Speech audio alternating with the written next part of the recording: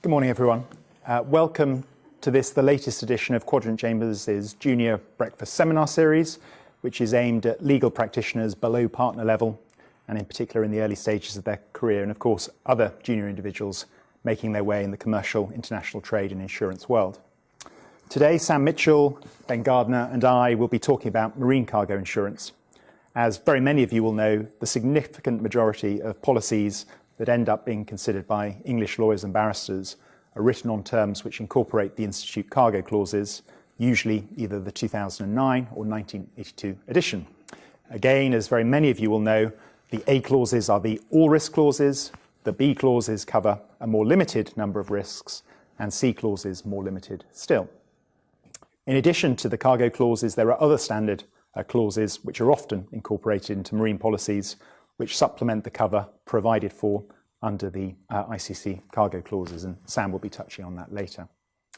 Despite the I'm going to try a different word there rather than mispronouncing it. Despite the widespread use of these clauses, cases before the courts considering the meaning of the clauses are few and far between. Today, Sam will be talking about the scope of cover offered by the standard cargo clauses. I will then be addressing the named exclusions also set out in those standard clauses. Ben will then go on to consider the requirement of an insurable interest, which is required for all marine cargo claims, and he will be considering a recent rare case in this area, which is the Court of Appeal decision from last year in Quadra Commodities and Excel. So with that introduction, I pass on to Sam. Thank you. Thank you, Paul. Hi, everyone. For those of you who I haven't had the chance to meet yet, and as Paul said, my name is Sam Mitchell. I'm one of Quadrant's more junior tenants, and today I'm going to be talking to you a bit about the scope of the ICC clauses.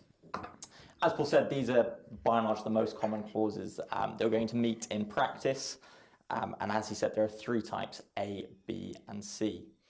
Now, the real difference between these clauses is that B and C set out a certain number of risks and perils that are insured against, whereas A is the broadest policy, using a sort of blanket all risks terminology to cover any risks or perils that the cargo might suffer.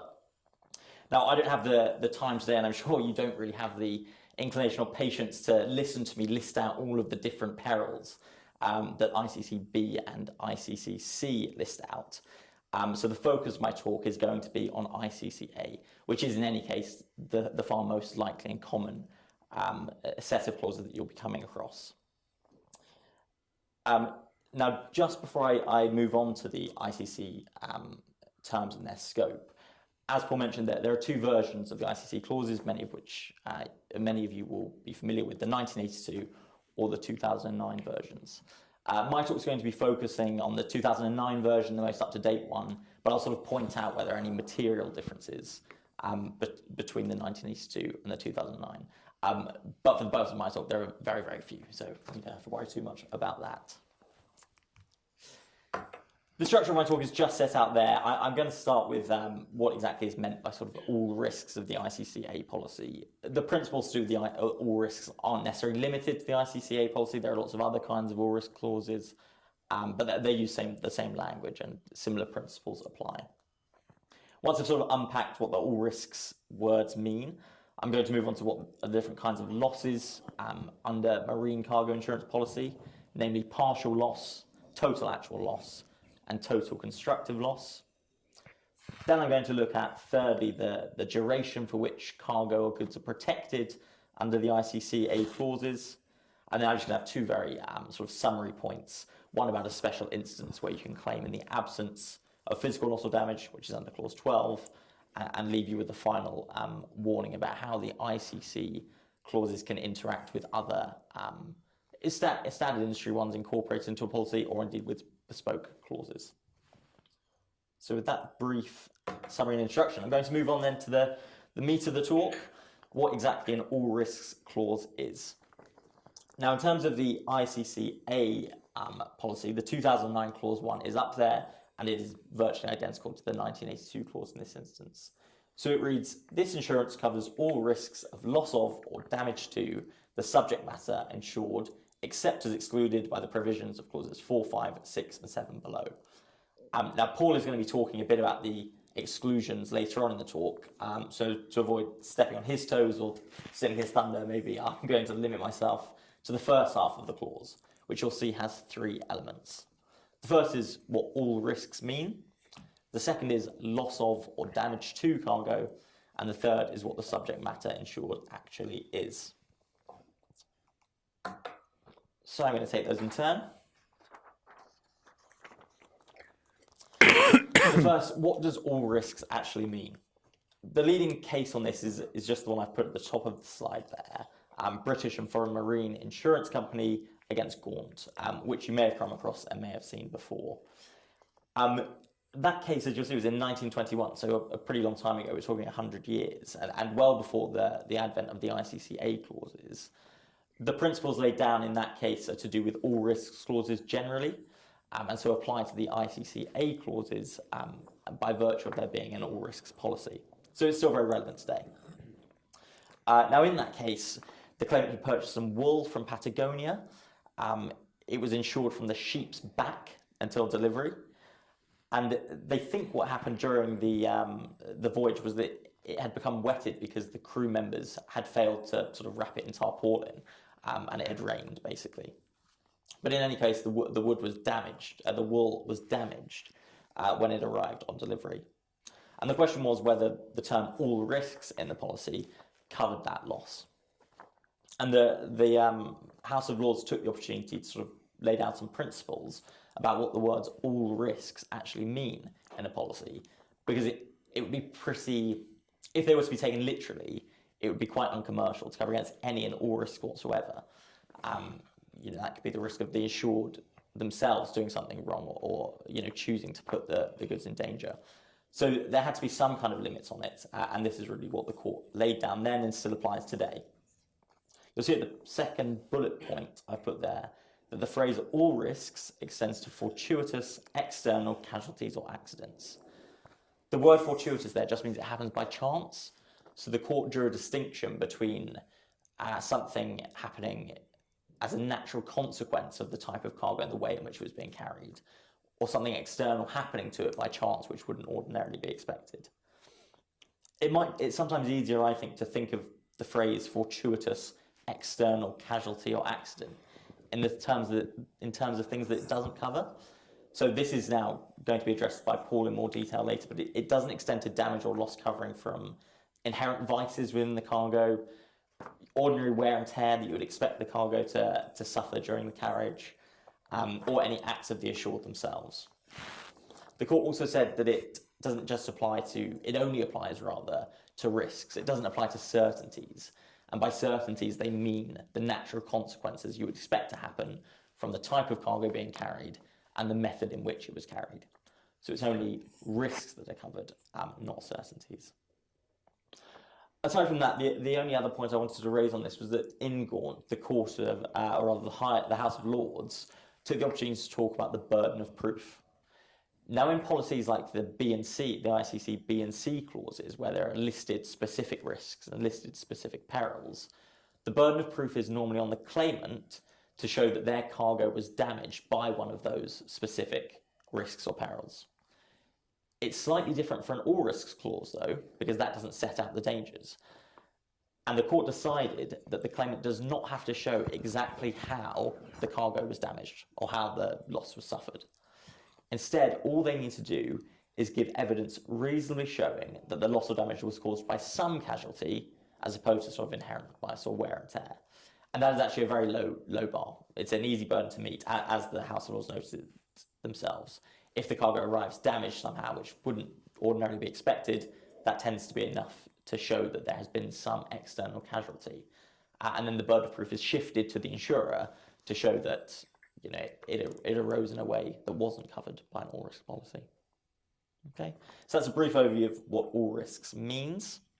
We're going to move on to the second element now, the loss of or damage to the subject matter insured or cargo. Now, I think Ben is also going to touch on this a little bit later on, but the general position is that in all risks policies, the loss or damage insured, in the absence of any other clear words, only relates to physical loss and damage. Now, physical loss and damage are still quite broad. I put some examples of loss there on the slide, and it can result as if the cargo is overboard, or it's totally destroyed for some reason, or it's seized, or it's stolen. All of those would constitute losses, physical losses. In terms of physical damage, it requires, as you might expect, some change in physical condition of the cargo.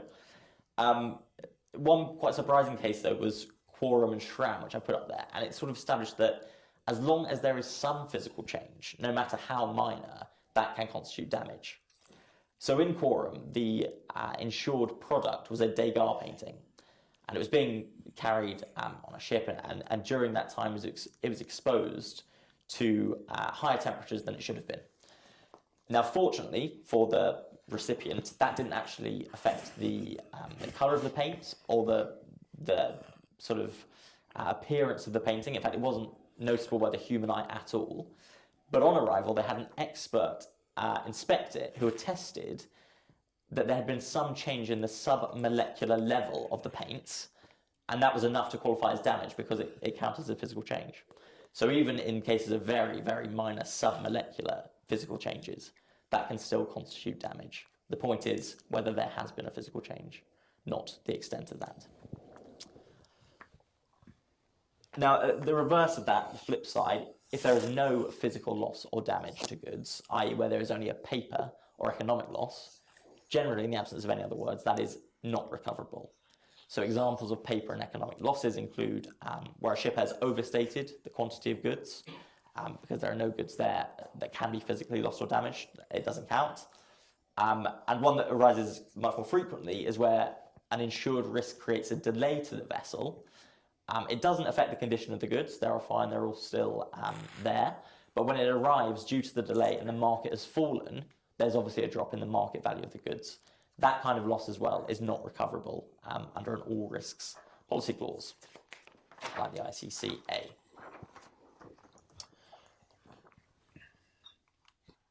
So moving on then to the subject matter insured, I only briefly want to take you through the principles here because, as you'll see, Section 26 of the Marine Insurance Act 1906 actually says quite clearly the subject matter insured on the cargo it must be stated with a reasonable certainty. So actually it's normally quite a simple matter to look at the policy and see what has been insured and what hasn't been. I want to note just the word goods is often used, and again that has quite a broad scope as you would expect. Usually refers to merchandise, which I don't think anyone's surprised by, and it doesn't apply to things like personal effects. One surprising thing is that it doesn't often apply to deck cargo or live animals either. They need different wording to cover them. But one sort of tricky issue that often comes up is whether the word goods or cargo, or indeed any designation of the subject matter, applies to the goods packaging or materials.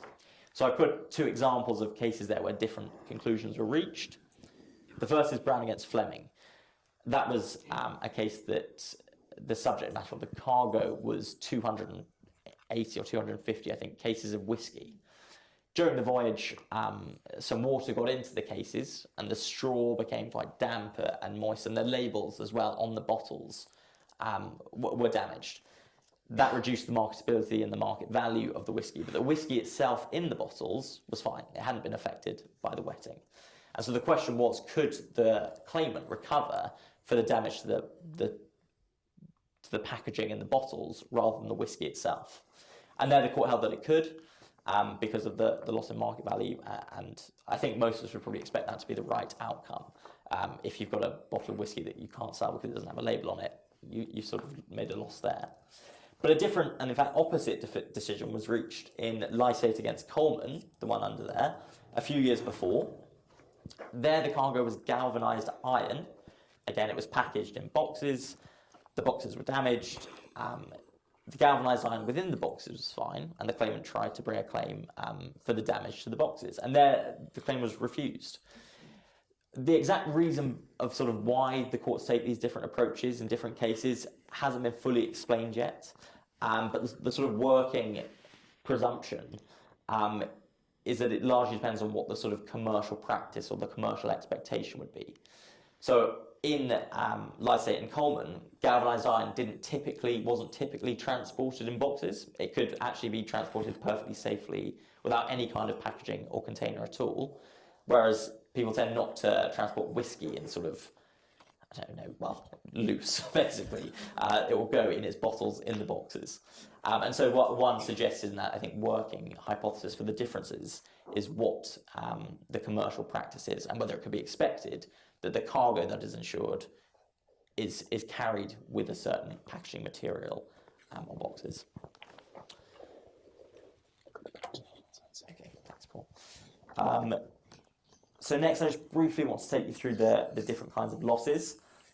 There are two distinctions that I want to talk about briefly. The first is the partial and total loss, and the second is the difference between a total actual loss and a total constructive loss. Those distinctions come from the Marine Insurance Act as well. And actually, you'll see from the first one, section 56.1, a partial loss is any loss other than a total loss. So I'm going to talk about the distinction between total actual and total constructive, and then you'll see that anything that doesn't meet those criteria is a total partial. Now, total actual loss is defined in the statute as well, which I've just put at the top there, and you'll see that there are three general types. The first is where the insured is destroyed. I don't need to go into that in detail. I think we all know what destroyed means. Synonyms have been used as sort of annihilated or having no value at all. The second and third, though, need a bit more unpacking. The first is where the insured is damaged to cease to be a kind of thing insured. Now that, to me, I can grasp that in the case of sort of electrical machines. You can imagine laptops being transported, water damage, so they no longer function as laptops. So they're, a total loss. It's a bit more difficult to grasp when it comes to sort of bulk cargoes or perishable goods, but the principle still applies. In Asfar and Blundell, the cargo was dates, and the vessel sank, and the dates took on and absorbed sewage, which obviously made them unfit for human consumption. It was argued that they could still be used not as dates, but to be distilled into a spirit. Now, how appetizing that spirit sounds, I don't know, but that was the argument. In any case, it was rejected. And the point is that if it can no longer be sold as a date, then it is still a total actual loss. And finally, the third category there is irretrievably deprived of the cargo, and that is always a highly fact-sensitive question. I've just put one case there where a ship and cargo was seized by Somali pirates. You might think that when pirates take your goods, that is you being irretrievably deprived of them, but actually in that case it wasn't, because the pirates operated by demanding ransoms, and so there was always sort of the intention to give it back, and so you weren't irretrievably deprived. Finally, I want to briefly touch on total constructive loss, because I think I'm running out of time a bit, but I don't need to take you through the whole statute here. The point is that in the case of a total constructive loss, it really applies where the cargo hasn't been totally destroyed or totally irretrievable, but it would be more costly to recover it than the value of the goods are worth. So in that case, there's a statutory regime whereby the assured can notify the insurance and say, look, I'm abandoning this cargo, I want to treat it as a total actual loss.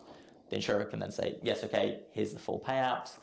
And the rights in the property are then transferred to the insurer. So if the insurer thinks, oh, it might actually be worthwhile recovering this, I might get something out of it, they can still do it and seek to recover some of the payout. So it's a bit of a win-win. Right, briefly then. I think you're going to have to be extremely briefly. Extremely quickly, yeah. Duration of cover. I've set out the clause there. It's clause 8 of the ICCA terms. I think these slides will be sent out to you, so I don't have to do it too quickly. But you'll see the bits in bold are basically when it starts, and it's from the time it's first moved in the warehouse. So it's warehouse to warehouse clause. It continues during the ordinary course of transit. So if that's interrupted, the cover ceases, and then it terminates on one of the four examples there, which is basically either when it's finished and delivered at its final destination, or where it's being stored for so long that it sort of is no longer being considered in transit. Another point just to bear in mind is clause 12. The only reason I flag this is because it gives an exception to the rule I said earlier about not being able to recover unless there's physical loss or damage.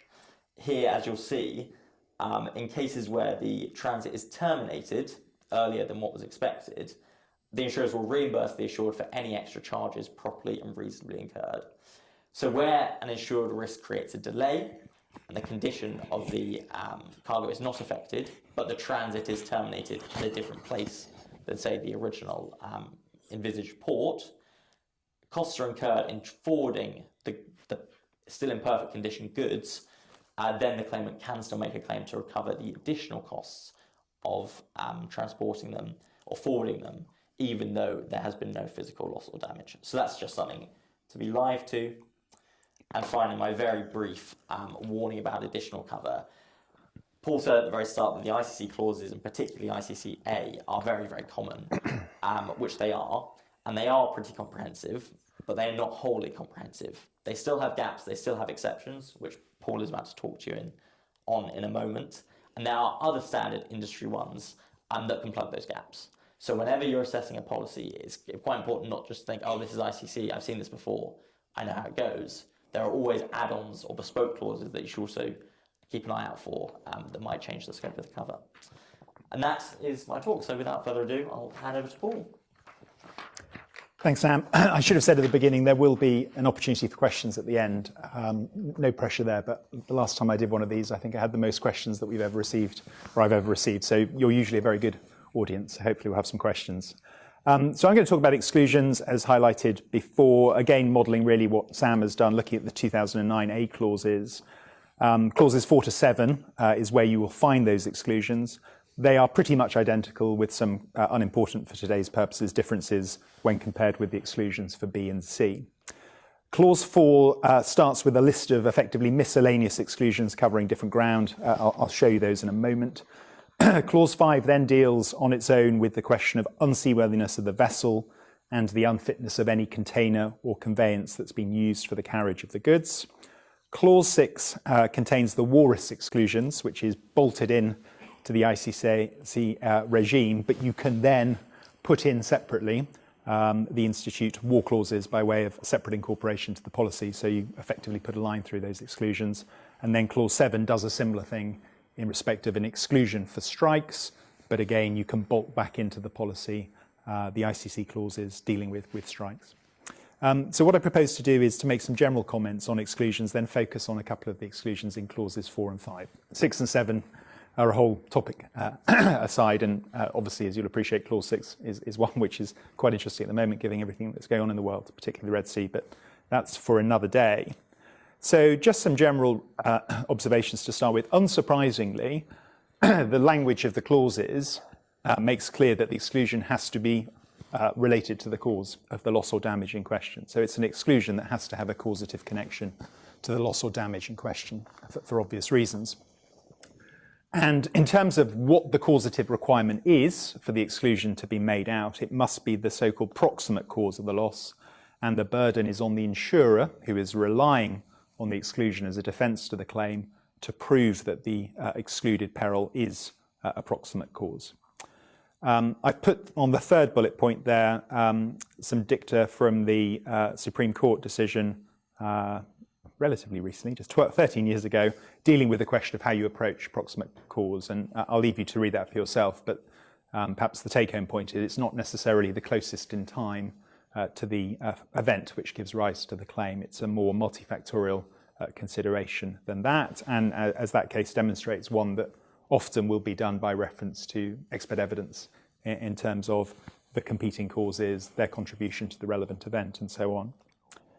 In a rare case, which is a rare case, where there are found to be two proximate causes, so both operating proximately, not necessarily at the same time, but having equal causative potency, one of which causes was a covered peril and the other which was specifically excluded, then in that situation the claim fails. The exclusion overrides, as it were, the covered causative peril.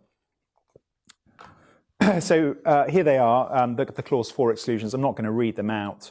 For those of you whose work spans shipping and insurance, you'll notice that some of these exclusions are quite reminiscent of the Article 4.2 exceptions in the Hague-Visby rules. So when you are perhaps struggling to find some authority on the cargo clauses, which, as I said, there is quite limited authority on lots of these points, it is obviously useful to have a look in that slightly different context to attribute some sense for the words that we see in these exceptions.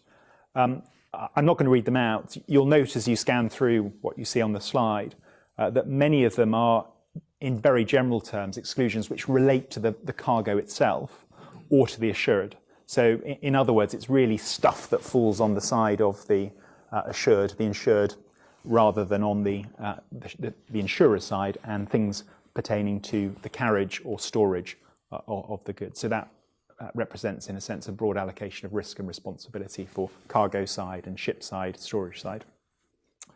Delay is different. That is in its own category and stands apart. 4.6 has this rather involved exclusion, but I will spend a bit of time on this. It's worth having a quick look at. So this is an exclusion dealing with insolvency or financial default of the owners, managers, charters, or operators of the vessel, where at the time of loading the assured are aware, or should be aware, that insolvency or financial default could prevent the normal prosecution of the voyage. So in other words, there is an exclusion for loss or damage caused by insolvency or financial default of the owners or others involved in the vessel, but only where the assured has actual or constructive knowledge of those matters. In addition, it's worth pointing out that given a lot of claimants under these policies will be CIF buyers, the exclusion will not apply where the contract of assurance has been assigned to the claimant who has bought or agreed to buy the subject matter insured in good faith under a binding contract. So in broad terms, and we'll come back to some scenarios on this in a moment, in broad terms, if I buy goods from someone who may have had knowledge at the time of loading that the owners of the ship had an insolvency or financial default situation, if I buy from them not knowing anything about that, this exclusion will not affect my claim, albeit that the assured who has sold me the goods would not have been able to claim itself. As Sam has already alluded to, it can be a bit conceptually confusing sometimes when you're considering the interaction between is there cover and is there an exclusion? Are they not just the other side of the same coin? That's particularly so in the case of inherent vice, which is a common peril to arise in practice.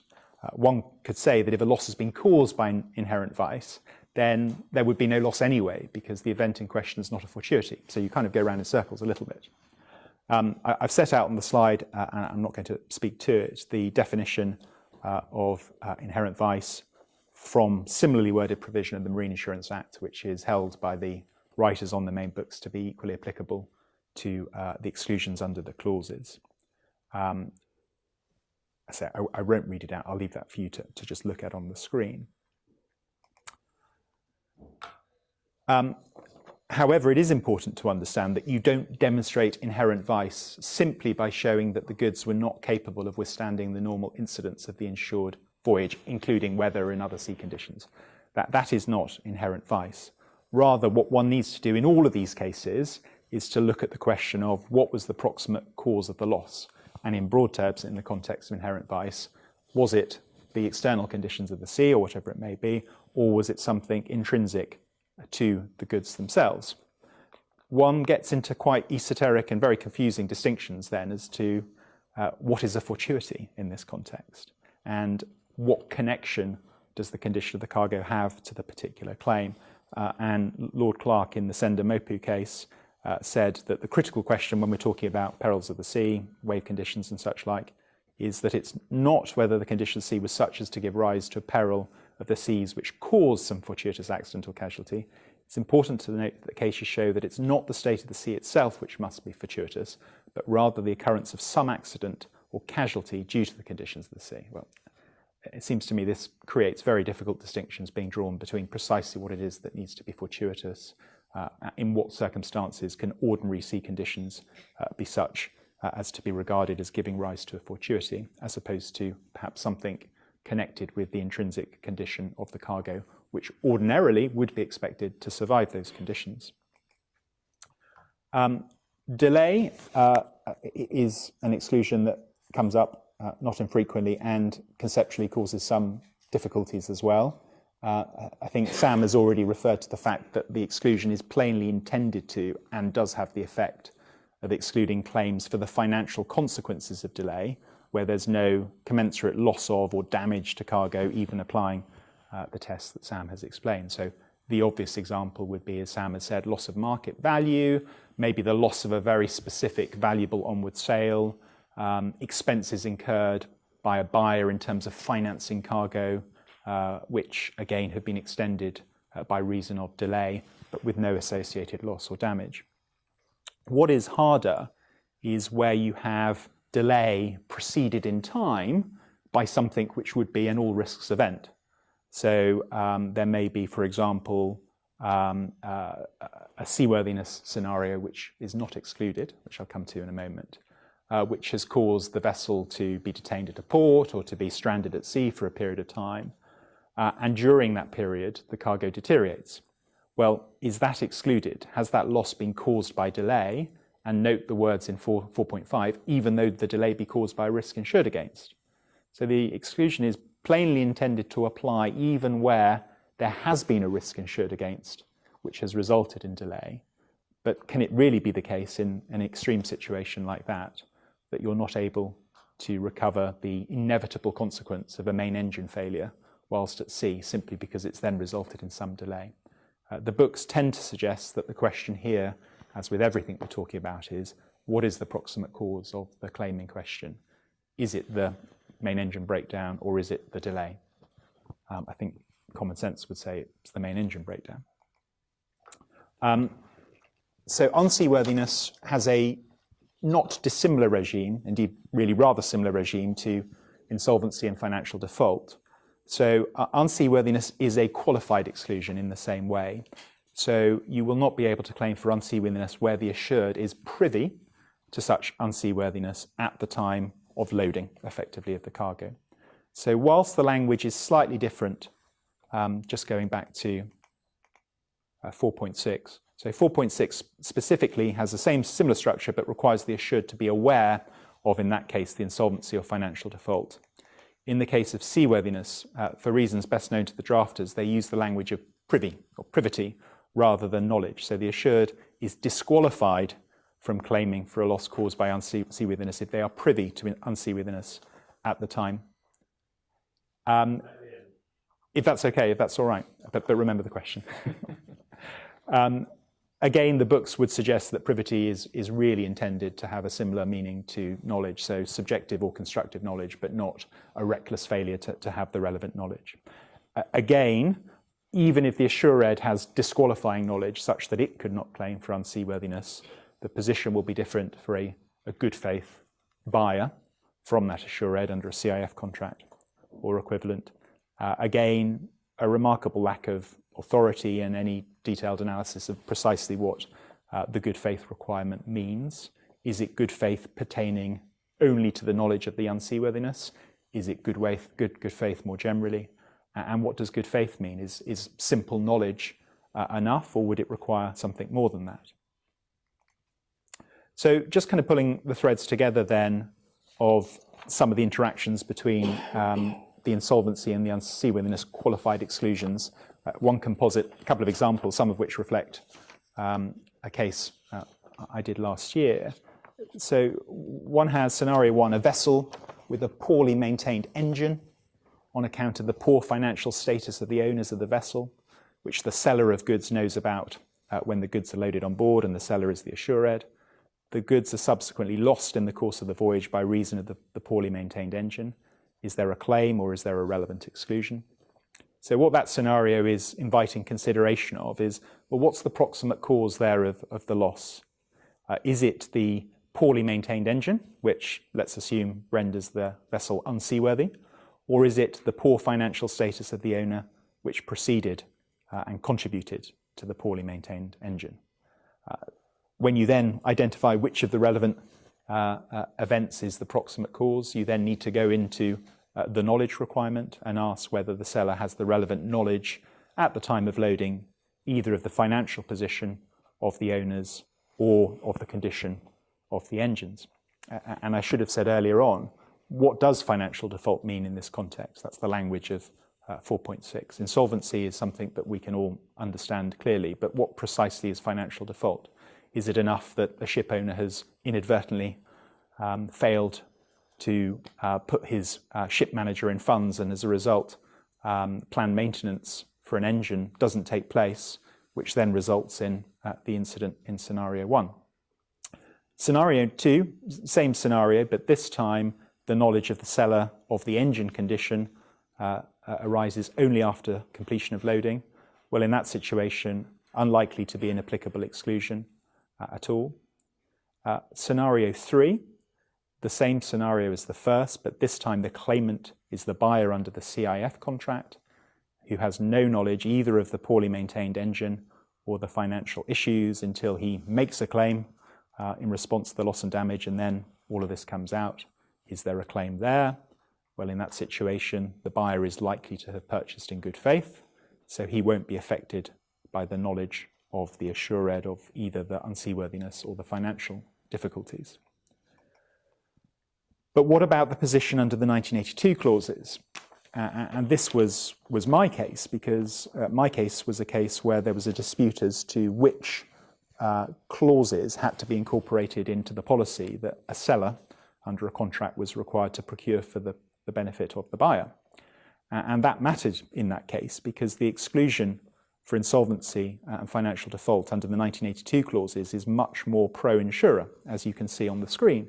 So under the 1982 clauses, clause 4.5 excludes loss, damage or expense arising from insolvency or financial default of the owners, managers, charterers or operators of the vessel, full stop. So no qualification that the assured has to have knowledge of those matters, no qualification that if the claimant is a good faith buyer, it is unaffected by the knowledge of the owners. It's a simple factual inquiry as is the proximate cause of the loss in question insolvency or financial default of the owners. If so, there's an exclusion. So this is a rare example of the 82 clauses having quite a significant effect by comparison with the 2009 clauses. And then finally, just for completeness, I've just set out the equivalent unseaworthiness clause there from the 1982 clauses. That is me. I will take questions at the end. If I can hand over to Ben. Thank you. Thank you, Paul. I am going to talk about insurable interest for the final part of this morning's talk. The classic definition comes from Lord Eldon in Lucena and Crawford. I've got that on the screen. A man is interested in a thing to whom advantage may arise or prejudice happen from the circumstances which may attend it, and whom it importeth that its condition as to safety or other quality should continue.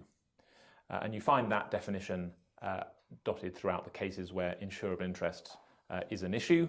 And there's an attempt in the 1906 Act to essentially paraphrase that definition.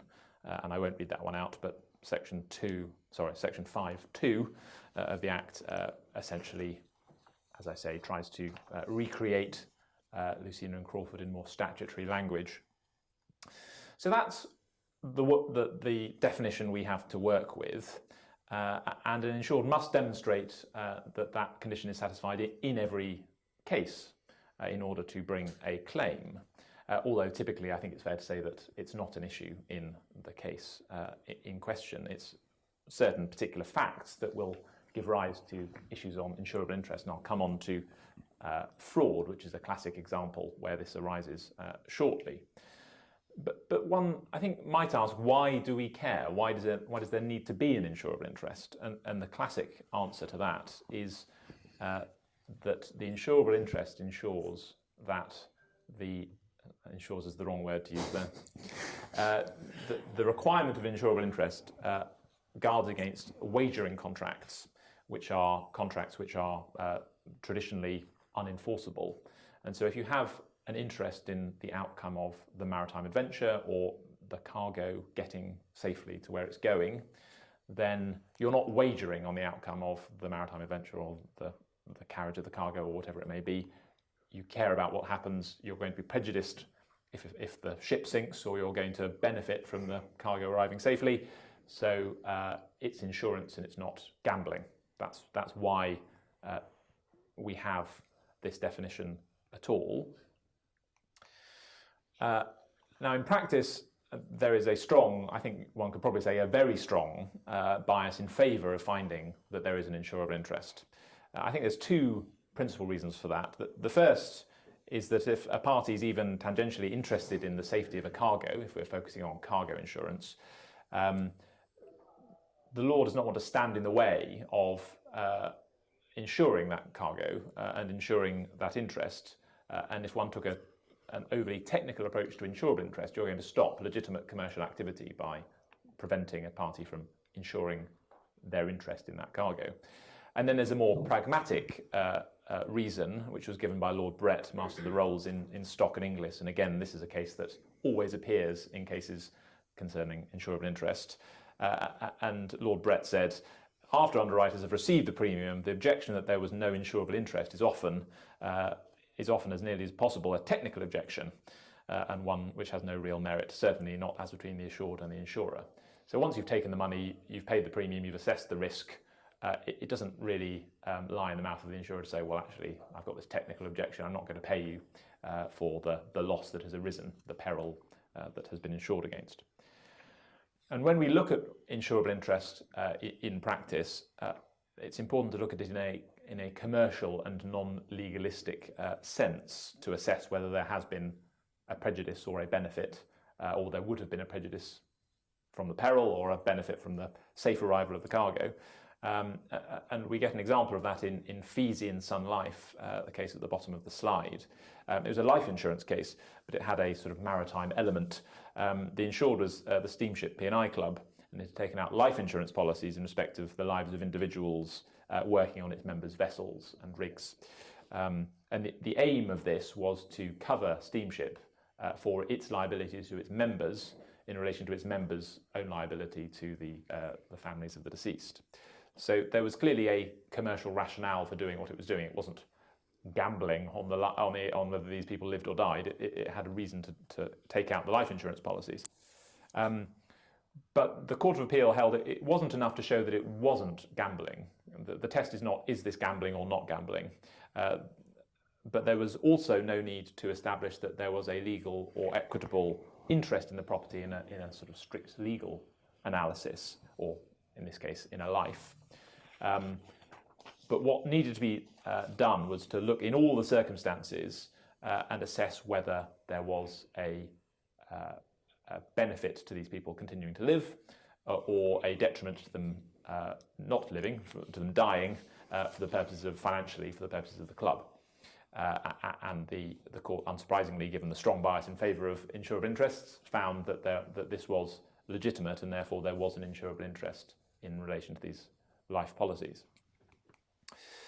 Now, cargo insurance fraud is what I'm going to talk about for the rest of my time. And a classic example here, you've got a container, you think it's full of a very expensive metal, and you open it up and it's full of sludge or some less valuable metal. That's a sort of classic example of insurance fraud, and one that has done the rounds over the past few years. If there is no cargo,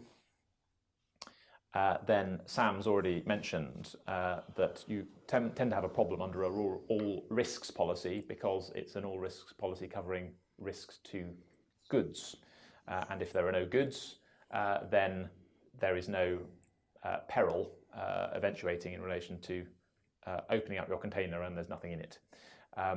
So Engelhart is the case I've chosen rather than Coven, because it's a case that I did, and therefore it's the one that I have a mild preference for.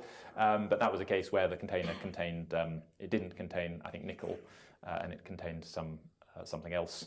The claim against the insurer failed because the policy was a traditional cargo insurance policy. There were no goods, and therefore there was no peril. But you can contract out of that typical position by using clear words, and a recent example of that is the ABN AMRO and RSA case in the middle of the slide. And the clause that was successful in extending the policy in that case was, the insured is covered under this contract for the transaction premium that the insured would otherwise have received and or earned in the absence of default on the part of the insured's client. So those words were clear enough to cover a paper loss, as it's called, where there's no physical loss of goods. Now, was there insurable interest in that paper loss? The Court of Appeal, in the Court of Appeal, the insurer said no insurable interest. They argued that this was a policy on goods, and therefore there was no insurable interest, even if the words were clear enough. I think it's not hugely surprising the Court of Appeal rejected that argument, because one can have insurance in relation to a transaction, business interruption loss and that sort of thing.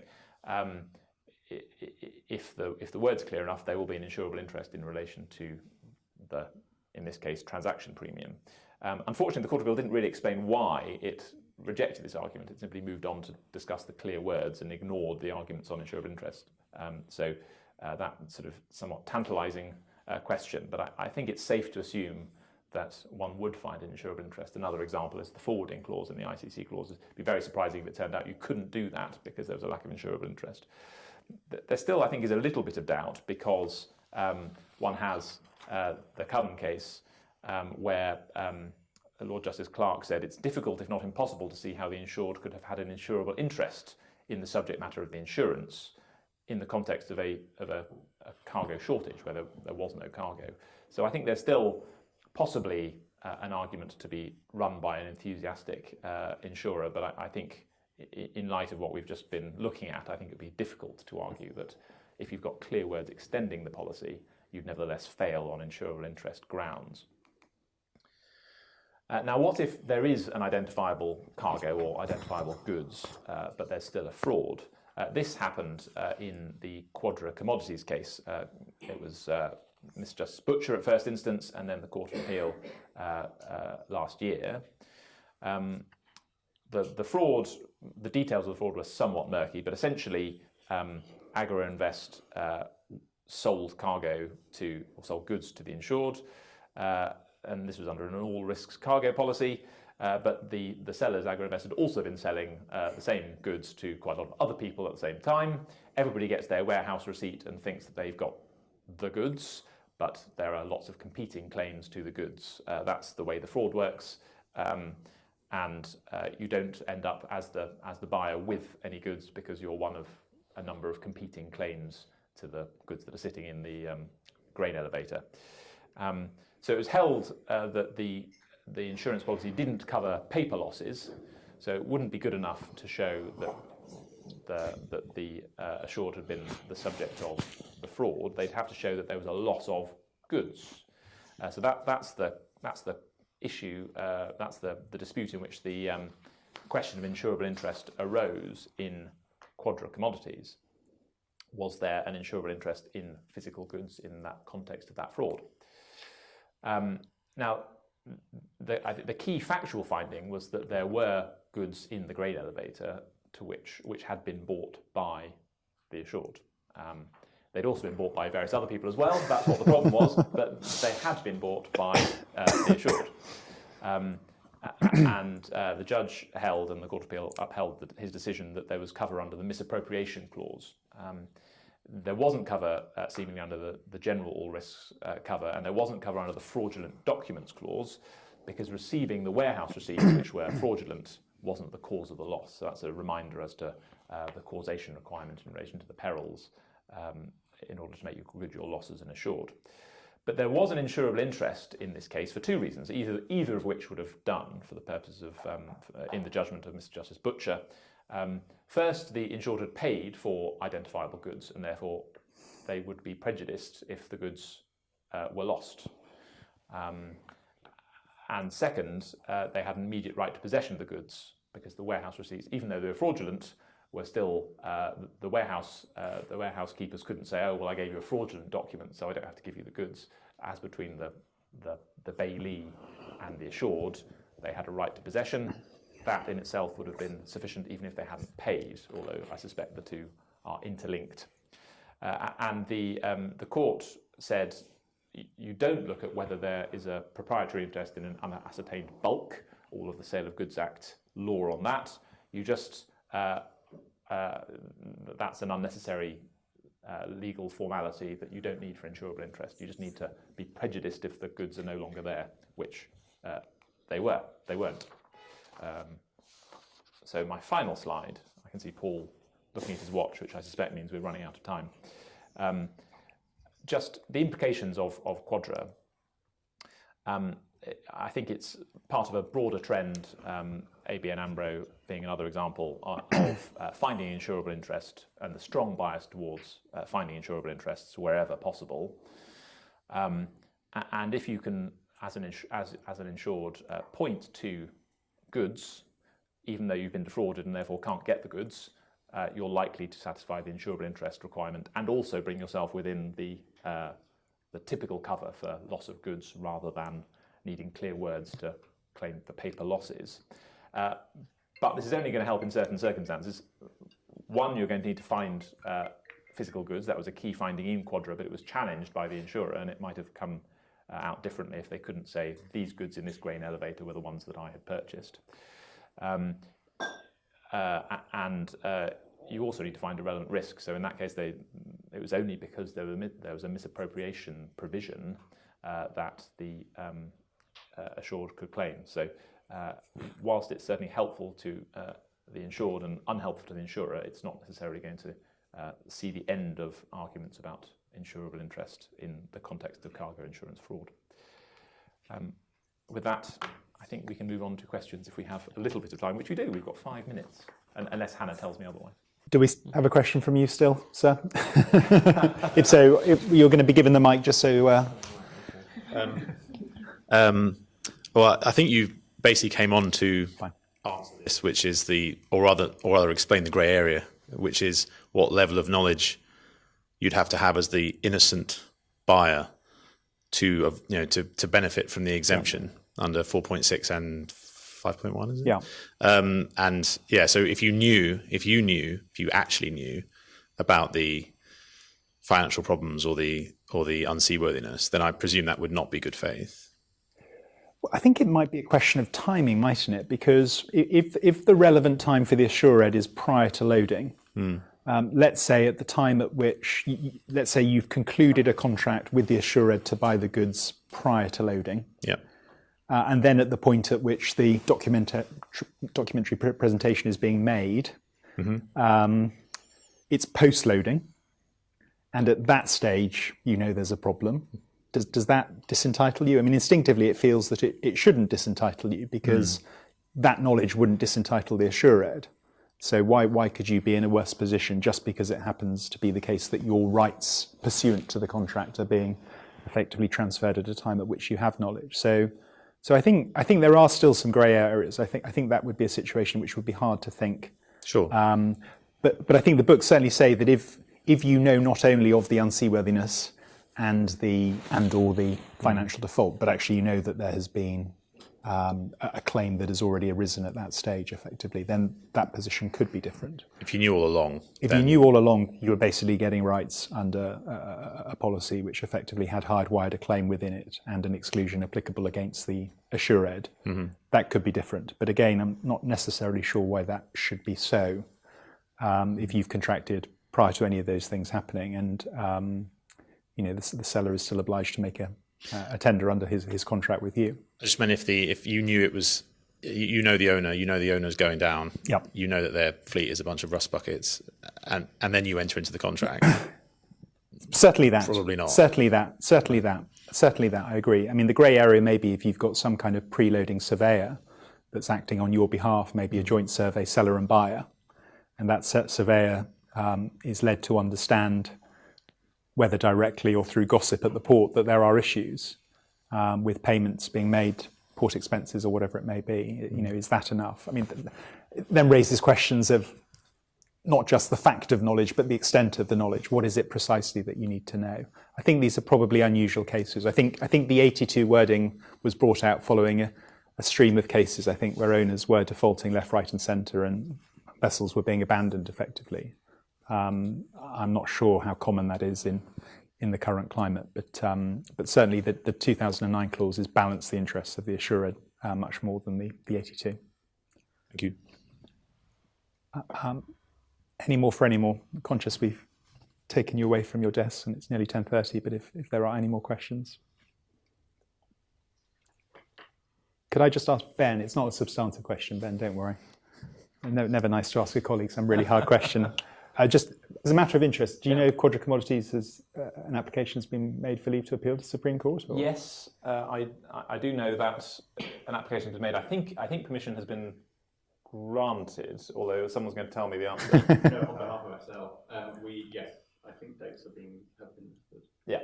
Okay. I think permission was granted in late last year, wasn't it? So I guess it'll be sometime.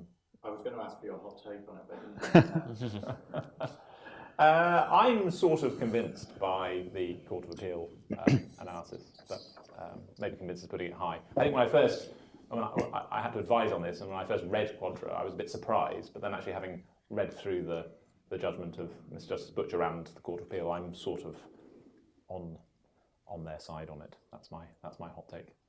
My only observation hearing Ben's presentation was, I suppose, if in theory you had all these defrauded goods owners, in inverted commas, that had identically worded policies, then you would end up having a claim against, I appreciate it would never happen in reality, the same insurer, let's say. There's just 30 cargo interests with the same policy. The insurer is going to end up paying out multiple times in respect of one body of cargo. I'm not saying that means the decision is wrong, but I suppose that is one feature of it. It is a claim in respect of goods, but ultimately, in theory, the volume of the claims could well exceed the total quantity of the actual goods in existence, but maybe that's not unusual.